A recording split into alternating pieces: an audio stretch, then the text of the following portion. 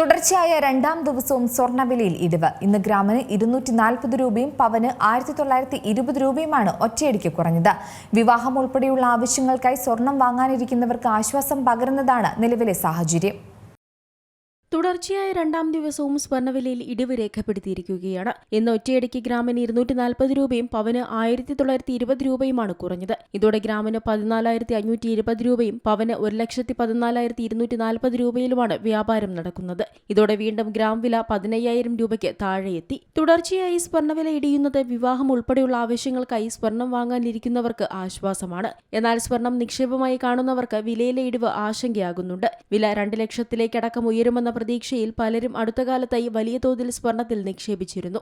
ജനുവരി 29-ന് ഗ്രാമിന് 16,395 രൂപയും പവന് 1,31,160 രൂപയും എത്തി റെക്കോർഡിട്ട ശേഷമാണ് സ്വർണ്ണവിലയിൽ കുത്തനെ ഇടിവ് രേഖപ്പെടുത്തുന്നത്.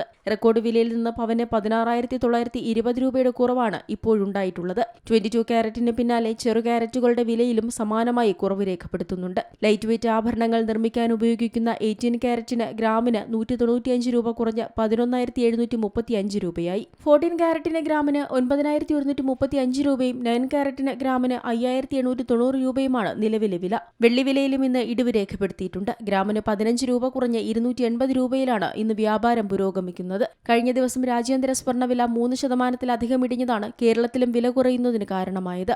ഔൺസിന് $5,100 നിന്ന് $4,920 വില താഴ്ന്നു. അമേരിക്കയിലെ തൊഴിൽ വിപണിയിൽ നിന്നുള്ള ശക്തമായ കണക്കുകൾ പുറത്തുവന്നത് പലിശ നിരക്ക് കുറയ്ക്കുമെന്ന പ്രതീക്ഷകൾക്ക് മങ്ങലേൽപ്പിച്ചിട്ടുണ്ട്. ഇത് സ്വർണ്ണവിലയിൽ ഇടിവുണ്ടാക്കാൻ കാരണമായി. ജനുവരിയിലെ കണക്കുകൾ പ്രകാരം 1,30,000 പുതിയ തൊഴിലവസരങ്ങളാണ് US-ലുണ്ടായത്. തൊഴിലില്ലായ്മ നിരക്ക് 4.3% കുറയുകയും ചെയ്തു. അതേസമയം ഇന്നൊരു പവൻ സ്വർണത്തിന്റെ വില 1,14,240 രൂപയാണെങ്കിലും അത് ആഭരണമായി വാങ്ങാൻ കൂടുതൽ പണം നൽകേണ്ടി വരും. ഇന്നത്തെ വിലയ്ക്കൊപ്പം ഏറ്റവും കുറഞ്ഞത് 5% പണിക്കൂലി, സ്വർണത്തിനും പണിക്കൂലിക്കും 3% നികുതി, 45 രൂപ ഹോൾമാർക്ക് ചാർജ്, അതിന് 18% നികുതി എന്നിവയും ചേർത്ത് 1.5 ലക്ഷം രൂപയെങ്കിലും നൽകിയാലേ ഒരു പവന്റെ ആഭരണം വാങ്ങാനാകൂ. പണിക്കൂലി കൂടുതലുള്ള ആഭരണമാണ് തിരഞ്ഞെടുക്കുന്നതെങ്കിൽ വില ഇനിയും കൂടും. Business desk, Zee Malayalam news. ഏറ്റവും പുതിയ വാർത്തകളും വിശേഷങ്ങളും വിരൽത്തുമ്പിലറിയാൻ സീ മലയാളം ന്യൂസ് എല്ലാ ഡിജിറ്റൽ പ്ലാറ്റ്ഫോമുകളിലും ലഭ്യം.